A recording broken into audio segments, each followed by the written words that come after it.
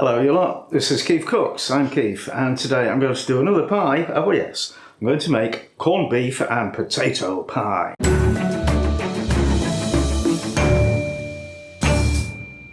Before we do that, a couple of shout outs. One to Jeff Austin, who tells me he's just received his wonderful KeefCooks mug. Yes, and it's his 66th birthday.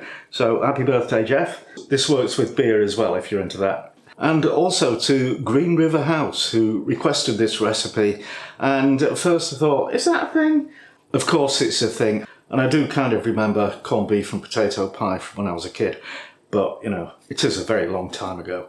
So anyway, it's a pie. I love pies, as you know. If you enjoy this video, give it a like, share, subscribe, ring a ding ding, get notifications, etc. Let's get on with it. Let's make that pie.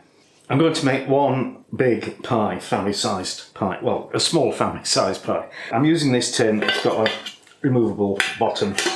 Yes, it's a cake tin. It's 18 centimetres diameter, which is 7 inches. 4 centimetres deep.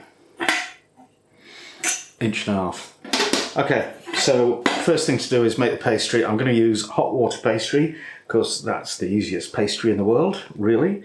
And it's nice and strong, it'll hold together in that shape when it's de-tinned.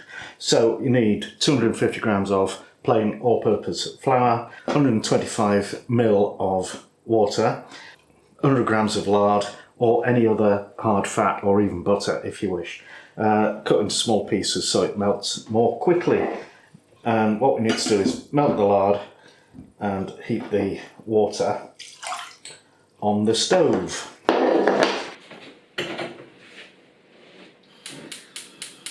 So we need the fat to melt, but not necessarily to boil. Okay, half teaspoon of salt. And mixy. And waity. Alright, we're done, so I'm going to add half of that to the flour. I just do it in 2 bits because it's easier to mix it in. Pop the rest in. Mixy. You might need to get your hand in to incorporate the last bits of flour. Or you might not. Right, so wrap that in good old plastic film. And that needs to cool down to room temperature. For the filling, I've got a can of corned beef. That's 340 grams net weight, so not including the tin. About the same weight of potatoes and a medium onion. So we need to pre-cook these two. I'll peel the spuds first. There we go, nice peeled potatoes. And I want these sliced thinly, so I'm using the magic food processor.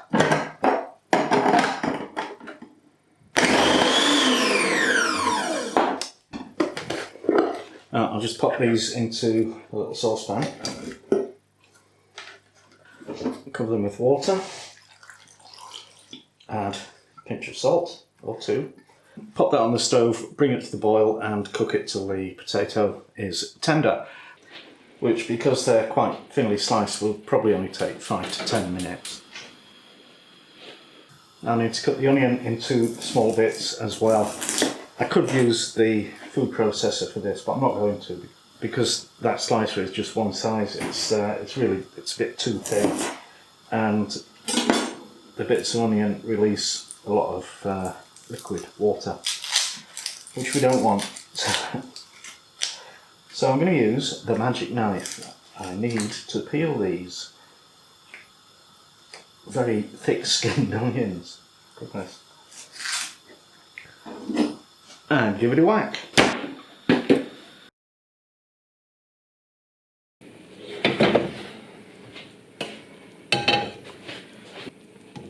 Now I'm going to melt a bit of butter and add the same amount of oil. And then put the onions in and just let them cook for about 5 minutes till they're softened but not browned. Now we'll drain the potatoes and take the onions out of their pan. And we need both of these to cool down pretty much to room temperature. Now I'm going to do my all-time favourite thing. I'm going to open this can of corned beef with the stupid little key.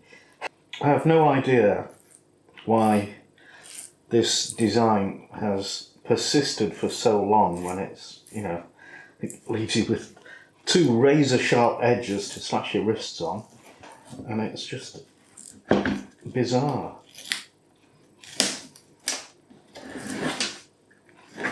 Oh, look at that. That's never happened before. Well, not to me. Okay, so I'm just going to cut this into little wee dice, and I'm not going to sneakily eat any of it, honest. I'm going to mash it all together. It's still a bit warm, but it'll be okay. You'll see different recipes with different amounts of mashing going on. I don't want it too homogeneous. I want you to be able to see bits of potato and bits of corned beef and bits of onion. Otherwise I'd stick it in a blender. Okay, that's about the way I like it. So we'll set that aside and we'll get the pastry out and we'll make the pie case. A little bit of flour on the worktop. And just grab about 1/3 of the dough and roll that out into a disc, which will be the lid for the pie. I'll get the tin, turn it upside down and cut around the edge. Now I am going to butter the inside of the tin, even though it's non-stick, because I still don't trust it. And the sides inside the sides, you know what I mean. Now roll out the rest of the pastry, and that will be the base for the pie. Now normally I would dust the side that's going to be in contact with the tin with a bit of flour, but I'm going to try an experiment on this one. I've got some polenta, which I'll sprinkle on instead.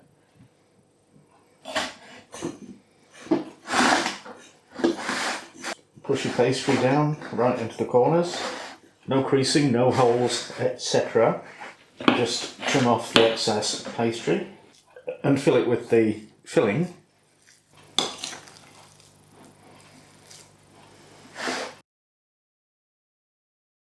Now I've got the oven preheating to 190 Celsius because it's a fan oven, convection oven. It's 210 for a conventional one, and that is gas 7.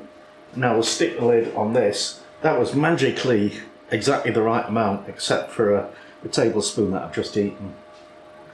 So you want to moisten the inside of the rim with water and slam the top on and press it down all round.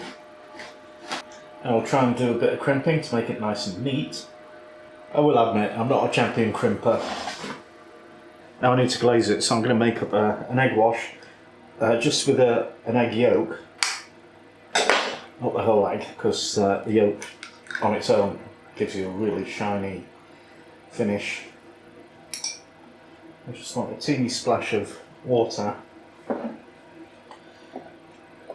and a teeny bit of salt. Just mix those together. The water and the salt make it flow better. And paint it on in a nice thin layer.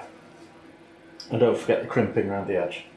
Okay, so that goes in the oven for 35 to 40 minutes till it's a nice deep golden brown on top. In we go.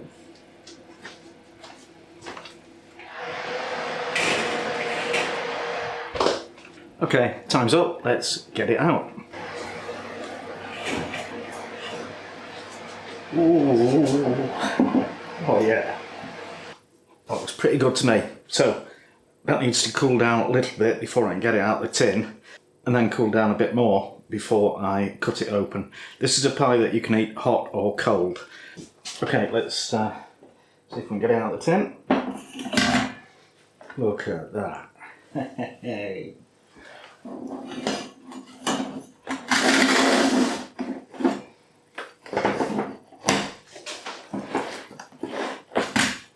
Right, I'm not 100% sure this will have a set interior, but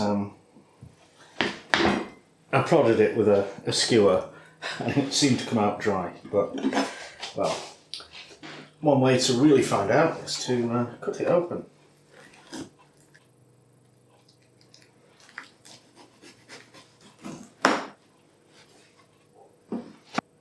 Well, it's not set yet, so I'm just going to leave that there and tidy up these crumbs. And now, it's taste test time with Mrs. KeefCooks. Hey up. Hello, darling. All right. Yeah. Good. Hi, guys. Hi, you got a big piece. He does look after me. Okay, remind me, what's this? I know it's a winter warmer. Corned beef and tatty. Okay. I do like onion. corned beef.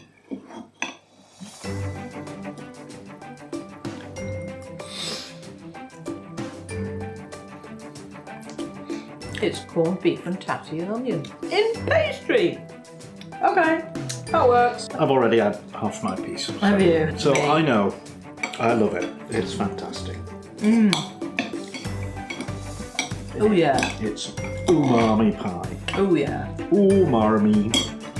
Completely the wrong time of year for a picnic, but that would work for a picnic. Oh yeah. Well, that's going down really easily, in case you haven't noticed. We should probably say goodbye. All right. You get the general idea, yeah? Bye bye. Oh, you lot. No respect.